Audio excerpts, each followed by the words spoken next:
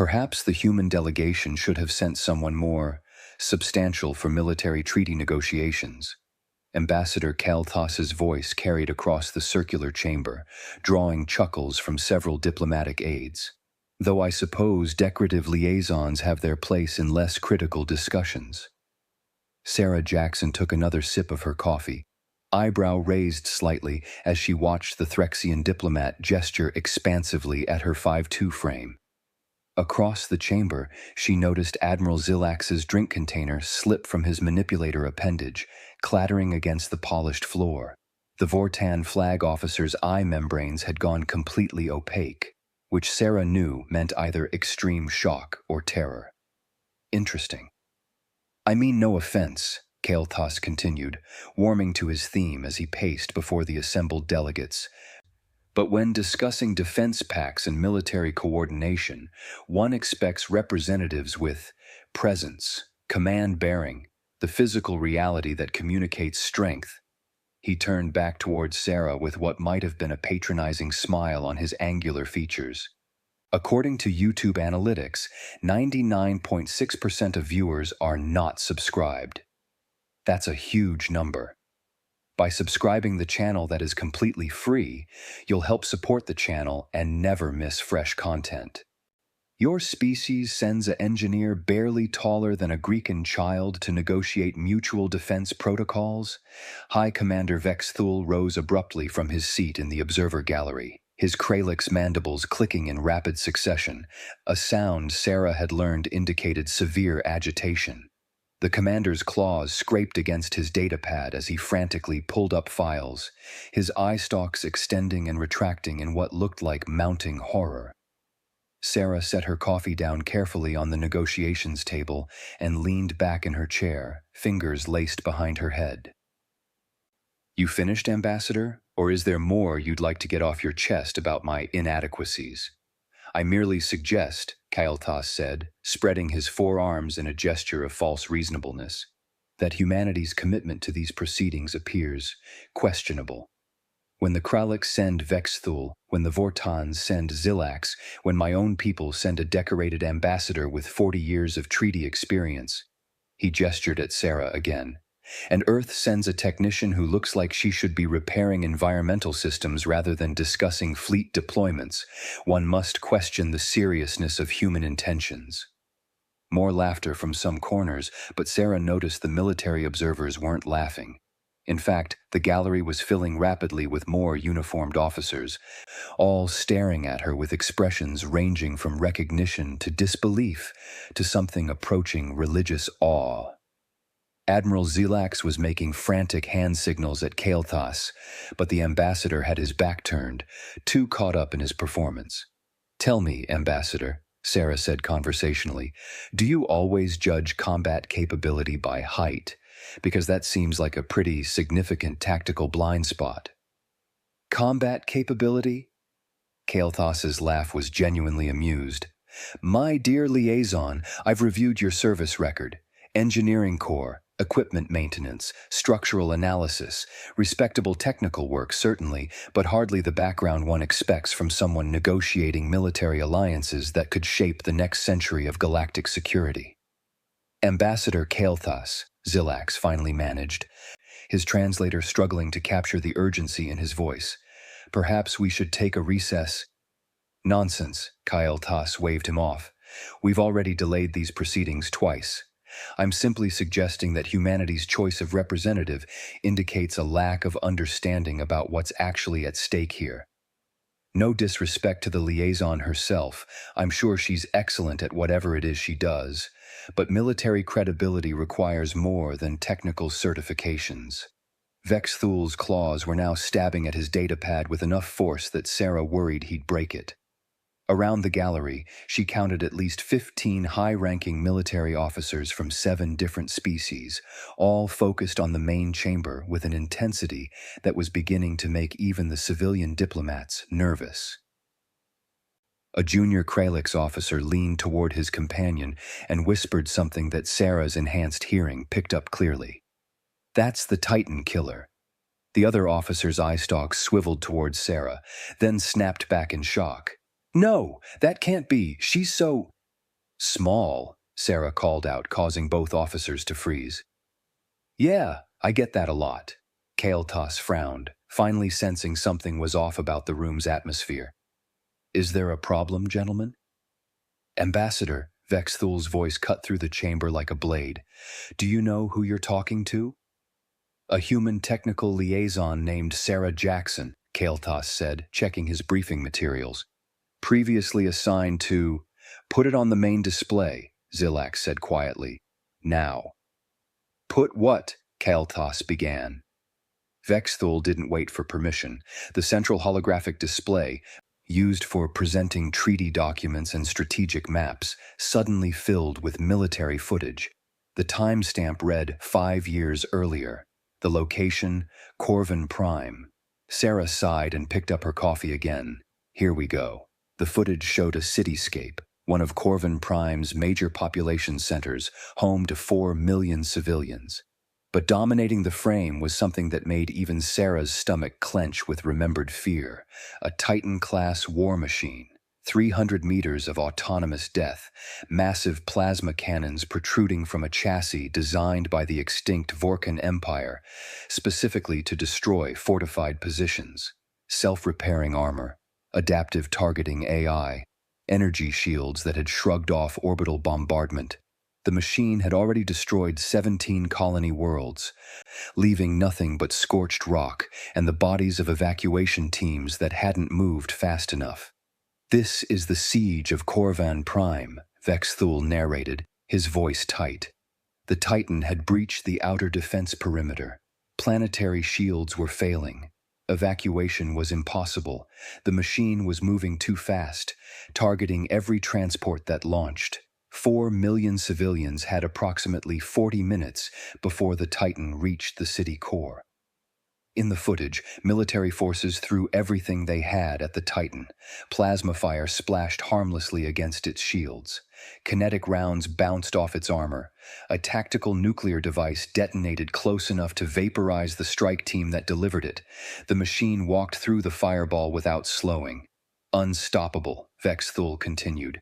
Every military strategist, every tactical AI, every weapons expert in the sector had reached the same conclusion. Evacuation was the only option, but evacuation wasn't possible. Corvin Prime was going to die. Kael'thas watched the footage, his earlier smugness fading into horror at the scale of destruction. I remember hearing about this. The Titan was finally stopped by, I believe it was a coordinated fleet action? Experimental weapons? No, Sarah said quietly. Keep watching. The footage shifted perspectives, now showing a tactical overview from an orbital observation platform. The Titan was advancing, a computer countdown showing 32 minutes until it reached effective firing range of the city center. Then a new marker appeared on the tactical display, a single life sign moving toward the Titan at ground level. What is that idiot doing? Kael'thas whispered. The camera zoomed in, a lone figure, human-sized, carrying what looked like a pack of modified mining charges, running directly toward the Titan while every other military force was retreating or being obliterated. The figure reached the Titan's outer perimeter. The machine's point defense systems activated, filling the air with plasma fire. The human, because it was obviously human-shaped now, dodged, weaved, rolled, moved with a speed and precision that seemed impossible against computer-guided weapons. No, Kael'thas breathed. Nobody could... The human reached the Titan's leg assembly and started climbing. Point defense cannons swiveled, trying to target something so close to the machine's own hull. The human scrambled upward with the desperate speed of someone who knew they had one chance. The camera zoomed in further.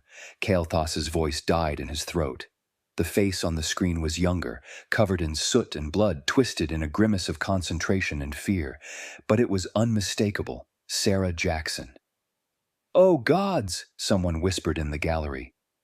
On screen, past Sarah was placing mining charges at precise points along the Titan's structure, locations that Sarah in the present knew represented months of studying Vorkan engineering documents, calculating stress points, identifying the exact sequence needed to create catastrophic structural failure.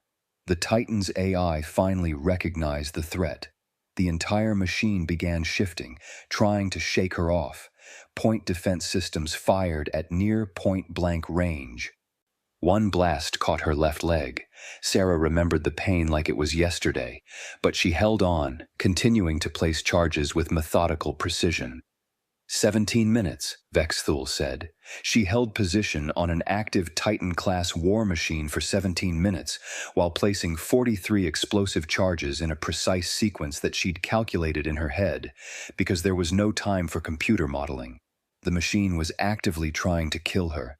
Its shields were cooking her alive from residual energy bleed. She had third-degree burns over 40% of her body by the time she finished. The footage showed the detonation sequence. Sarah had designed it to collapse the Titan's structure from the inside out. Not an explosion, but a controlled demolition that would fold the machine into itself, containing the energy rather than letting it devastate the surrounding area. It worked. 300 meters of unstoppable war machine crumpled like paper, its own power core imploding as support structures failed in the exact sequence Sarah had calculated. The footage showed her riding the collapsing structure down, timing her jump to hit a rubble pile rather than pavement, rolling with impact that should have killed her but somehow didn't. The Titan fell silent. 4 million civilians lived. Sarah Jackson limped away from the wreckage and immediately asked the emergency medical team for their damage assessment of the city's water infrastructure because, in her words, somebody's gonna need to fix those pipes. The footage ended. The chamber was absolutely silent. Kael'thas's face had gone through several colors that Sarah didn't think Threxian physiology was supposed to achieve. He opened his mouth, closed it, opened it again. That mission had a 15-person volunteer team, Zilak said into the silence. Humanity's best combat engineers. Sarah was the youngest member, the one they almost didn't accept because of her size. His eye membranes flickered with what might have been bitter amusement. She was the only survivor. The others died holding a perimeter so she could make the climb. The official after-action report states that Lieutenant Jackson, when informed she was the sole survivor and should abort, told command to shut up and let me work. She calculated the structural collapse vectors in her head, Vexthul added, while climbing a 300-meter war machine that was actively trying to kill her. Made the adjustments in real time when she realized the Titan's weight distribution was different than the technical specs suggested. Her tactical debrief is required reading at every military academy in 7 sectors. I didn't, Kael'thas started. She was awarded the Star of Valor from the Kralix Empire, Vexthul continued, the Vortan Medal of Supreme Sacrifice, the Human Congressional Space Medal, 17 total military honors from 9 different species governments, including 3 that normally don't acknowledge human military achievements. She declined all of them, said she was just finishing what her team started. Sarah took another sip of coffee, watching Kael'thas's face cycle through horror and shame and desperate attempts to find words for an adequate apology. She returned to the engineering corps the next week, Zilak said. Went back to maintenance rotation, refused promotion, refused officer training, refused every recruiting attempt from special operations units across 3 species militaries. She only accepted this diplomatic posting because the Secretary General gave her a direct order, and even then she tried to argue. Kael'thas finally managed to speak. Liaison Jackson, I cannot apologize enough for... You want to discuss military credibility, Ambassador? Sarah interrupted, her voice still conversational but with an edge that made several diplomats flinch. Let's discuss it. Your proposed treaty has 3 fatal flaws that would get people killed if implemented as written. She stood, walking to the holographic display and pulling up the treaty documents. Section 7, Paragraph 4 suggests joint patrol routes through the Kelvin corridor. Looks reasonable on paper, but you've ignored the gravitational currents from the binary stars. Any ship following those routes would need constant course correction, burning fuel and dividing attention precisely when you need maximum readiness. You're creating perfect ambush zones. Kael'thas stared at the document, then at her calculations appearing alongside it. Section 12 establishes a unified command structure based on seniority and species representation quotas, Sarah continued. Sounds diplomatic, except in actual combat. You need clear chains of command based on capability and tactical specialty, not who's been in service longest or making sure every species gets appropriate recognition. You're creating a committee when you need a commander. More calculations appeared, showing simulated combat scenarios where the proposed command structure fell apart under stress. And Section 23, the Logistics Coordination Protocols, assumes standardized equipment and supply chains. Sarah's smile was sharp, except you've got 6 species with completely different nutritional requirements, 3 different power systems, and ammunition that's literally incompatible across half the proposed fleet. Your supply coordination would collapse in the first week of deployment, leaving ships stranded because somebody didn't account for the fact that Threxian fuel cells can't charge Kralix power cores. The silence in the chamber had changed quality. Now it wasn't shock, it was the silence of military professionals watching someone systematically dismantle a flawed strategic plan with surgical precision. So here's what I suggest, Sarah said, turning back to Kael'thas. We take a 30-minute recess. You go review actual human combat doctrine instead of assuming our approach to warfare matches our average height. I'll have my staff send over the technical corrections needed to make this treaty actually functional. Then we reconvene and negotiate something that might actually save lives instead of getting people killed through bureaucratic stupidity masquerading as diplomacy. She paused. Or, if you're not capable of adjusting your preconceptions, we can reschedule these talks for a time when you've grown up enough to focus on capability over appearance. Your call, Ambassador. Kael'thas looked like he'd been physically struck, but to his credit, after a long moment, he straightened and gave a formal bow. The recess is wise, Liaison Jackson. I have much to review. Good choice, Sarah said. She picked up her coffee mug and headed for the door, pausing as she passed Zilax. Thanks for trying to warn him, Admiral. Not your fault he wasn't listening. The Vortan's eye membranes flickered in what might have been amusement. I did attempt subtlety. Yeah, well, sometimes people need the direct approach, Sarah said. She glanced back at Kael'thas. See you in 30, Ambassador. Try not to judge any more books by their covers.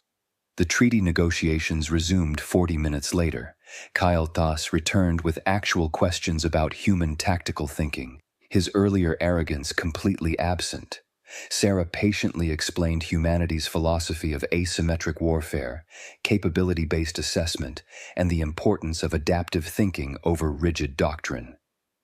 We had a saying in the engineering corps, she told him over the shared beverage he'd nervously offered as a peace gesture. The right tool for the right job, and sometimes the right tool is the one nobody expects. She smiled slightly.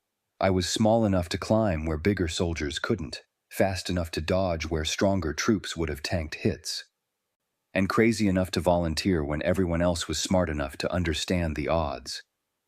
That's not crazy, Kael'thas said quietly. That's heroic. That's Tuesday, Sarah corrected. Humanity doesn't really do the whole special hero thing. We just figure out what needs doing and do it.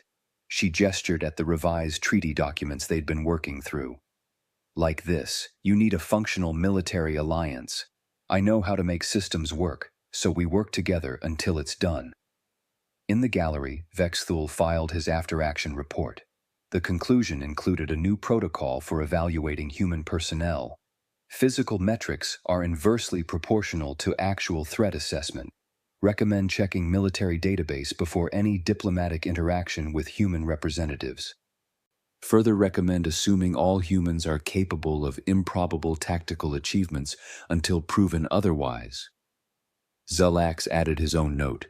Human designated small or non-threatening by initial assessment should be upgraded to maximum threat category by default. The Titan killer incident proves that human lethality scales exponentially with perceived limitations. The treaty negotiations concluded 3 days later. The final version bore little resemblance to Kale Thoss's original proposal and was significantly more effective for it. Sarah had systematically identified and corrected 47 potential failure points, redesigned the command structure around tactical flexibility rather than diplomatic ego, and created supply chain protocols that actually accounted for the reality of 6-species cooperation. Kale Thoss signed the document with hands that only shook slightly. "I will not forget this lesson, Liaison Jackson." "Which lesson?" Sarah asked. "The one about not being an ass, or the one about checking someone's actual credentials before mouthing off?" Despite everything, Kale Thoss managed a weak laugh. "Both. Definitely both." Sarah headed to the station cafeteria after the signing ceremony, declining the formal reception in favor of actual food. The cafeteria worker, a young Kralix who'd apparently seen the footage that was now circulating through every military channel in the sector, tried to offer her a meal for free. "Come on," Sarah protested. "That was 5 years ago." "You saved 4 million people," the worker said reverently. "I finished what my team started," Sarah corrected, but accepted the free meal anyway. She settled in with a table of maintenance workers who were discussing the station's persistent gravity fluctuations in the lower decks. Within minutes, she was elbow-deep in their technical schematics, pointing out a calibration error in the gravity generator's feedback loop. Across the cafeteria, Kale Thoss watched the human who'd systematically dismantled his arrogance and his treaty proposal with equal efficiency. She was laughing with maintenance staff, gesturing animatedly with a hydrospanner someone had handed her, completely unaware or uncaring that half the room was watching her with various degrees of awe. He finally understood. Human strength wasn't about size or physical presence. It was about seeing what needed to be done and doing it. Whether that meant climbing an unstoppable war machine, or fixing a gravity generator, or calling out a pompous ambassador on his tactical blindness. Sarah noticed him staring and raised her coffee mug in a sardonic salute. Kale Thoss returned the gesture with his own beverage, accepting the acknowledgement for what it was, a reminder that he'd learned something valuable even if the lesson had been painfully delivered. "So," one of the maintenance workers was saying, "you really rode a Titan-class war machine down during structural collapse?" Sarah grinned. "You know what the worst part was? I lost my favorite multi-tool during the jump. Had that thing for 6 years. Never did find it in the wreckage." The table erupted in laughter, the kind of gallows humor that crossed species barriers because some experiences were universal. Sarah joined in. And for a moment she was just another engineer trading war stories with colleagues.